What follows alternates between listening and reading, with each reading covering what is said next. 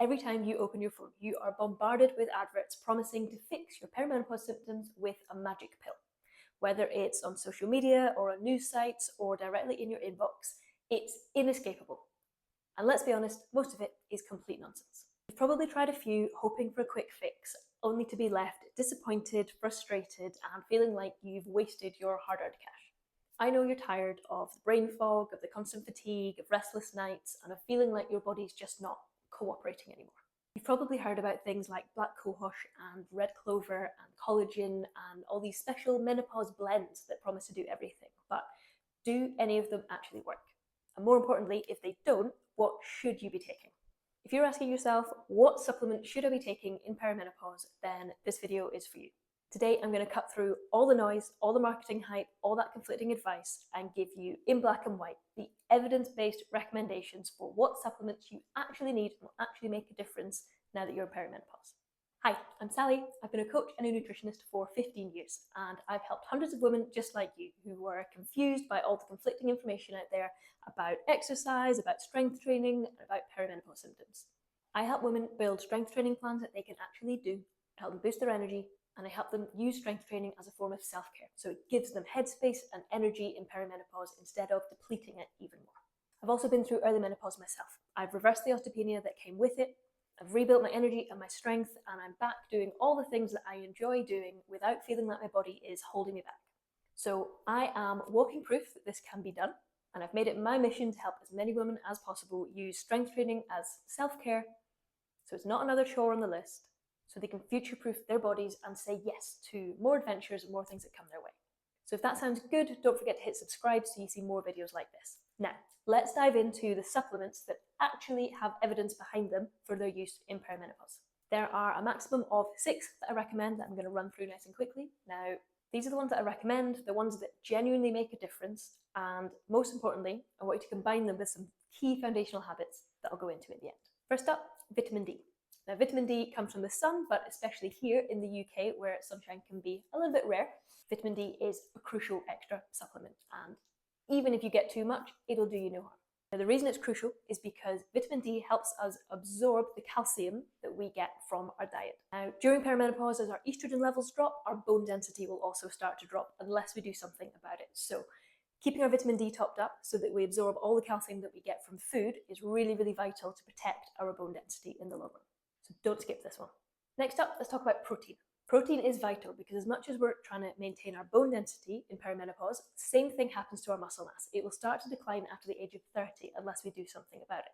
Now, protein is the building block of muscle. It's also the building block for our immune system. So super important. Now, I'm including this in a list of supplements. Now, that doesn't actually mean that you need to supplement with protein powder.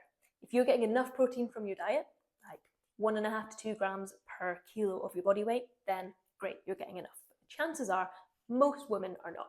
And one of the easiest ways to prioritize protein is to supplement it with something like 100% whey powder, which is actually considered a food and not just a supplement now. Now, if you're vegan or dairy free, there are loads of alternatives out there that are just as natural.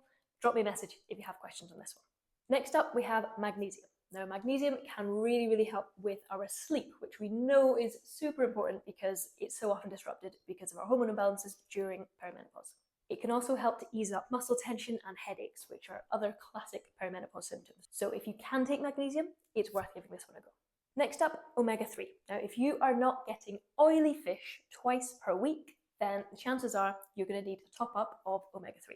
Now, this is an essential fatty acid. Now, it's essential for our cognitive health, so it really helps with things like brain fog.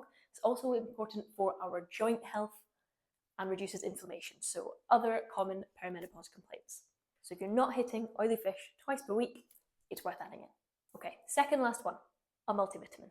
Nice and simple, nothing fancy needed. This is just essentially like your nutritional safety net. So if there are any gaps in your diet, a daily multivitamin will hopefully plug them and stop you becoming deficient in anything too much. Okay, finally, creatine monohydrate. This is the most researched supplement in the world. So we know it's safe and we know it's essential. It helps with our overall energy levels, it can help with cognitive performance, so our brain health, and it also really helps with our muscle performance, so getting the most out of workouts, exercise, or even just day-to-day life. If you're strength training, which I hope you are at this point in life, then it'll really help you get more out of your workouts. But it's not just for like bodybuilders and those taking it to the extreme. It can really help to essentially optimize our physical and our mental performance. Okay, those are the 6 heavy hitters, the ones that I pretty much recommend to everyone. And honestly, like, that's it. You don't need anything more than that, or anything more fancy, or anything more expensive. Now, elephant in the room, I bet you're probably thinking, but what about all those other supplements? Surely there must be something to them. So let's look at a few of the most common ones that you hear. Now, the one I get asked about the most is probably collagen. Now, the reason I get asked the most about collagen is because I bet it's the one that you get the most number of adverts for. And there's a reason for that. Collagen is the supplement with the highest markup. It makes companies the most amount of profit. All the supplements is the one that makes people the most amount of money. So they pay people a lot of money to promote it. Now, there's very little solid research for it helping hair, skin, nails, and collagen is actually just a type of protein. If you are getting enough protein in your diet, you don't need extra collagen anyway. And if you're worried you're not getting enough collagen, you're going to get way more benefit from just eating more protein, which is ultimately going to give you more benefits, as I said, but also it's going to save you money. I hope that makes sense, but let me know if you have questions because this one comes up a lot. Next up, menopause blends. Now, these are sort of catch-all supplements that are full of all these different things, lots of different herbs, and you can see how they would be incredibly tempting to just hopefully fix everything at once. But unfortunately, again, there's just no evidence for them.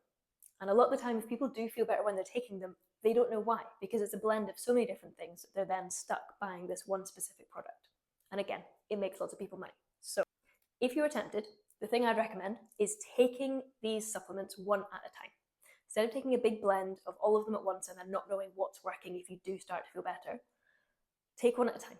Try it for at least a month, see if you notice a difference, log your symptoms, do it systematically, and then you'll know. And that way, if you're not feeling better, you can stop wasting your money. Okay, I could go on all day about different hormone balancing teas and detox supplements and cortisol blockers and all these things that you're forever getting marketed to, but this video would go on for hours. So my rule is if you're being marketed something that is meant to help with fat loss or perimenopause symptoms, anything in that region, promise me you'll do one thing first. You'll focus on these 4 key foundational pillars first, because if you're addressing these, you shouldn't really need any supplements. The 4 things that really matter when it comes to perimenopause are calories, sleep, stress, and strength training. The supplement industry thrives on women's desperation to feel better. Of course, we want a quick fix that's going to make us feel better. But if you are not addressing those 4 key things, chances are there's no supplement in the world that's really going to make a difference. Remember, consistent strength training, a protein-rich diet, effective stress management, and effective sleep management wherever you can, they are your superpowers during perimenopause. Get those right first, and then if you need to, those 5 or 6 evidence-based supplements I listed at the start of the video, they're your next port of call. Promise with those foundations in place, you will be doing more to future-proof your body and manage your perimenopause symptoms than any magical supplement could ever promise you. If you found this helpful, please give it a thumbs up and don't forget to hit subscribe to get more evidence-based advice for managing perimenopause and midlife. There are a bunch of links in the description of this video that should help you get started as simply as possible and make all of this as uncomplicated as possible. So don't forget to check those out, and I'll hopefully see you soon.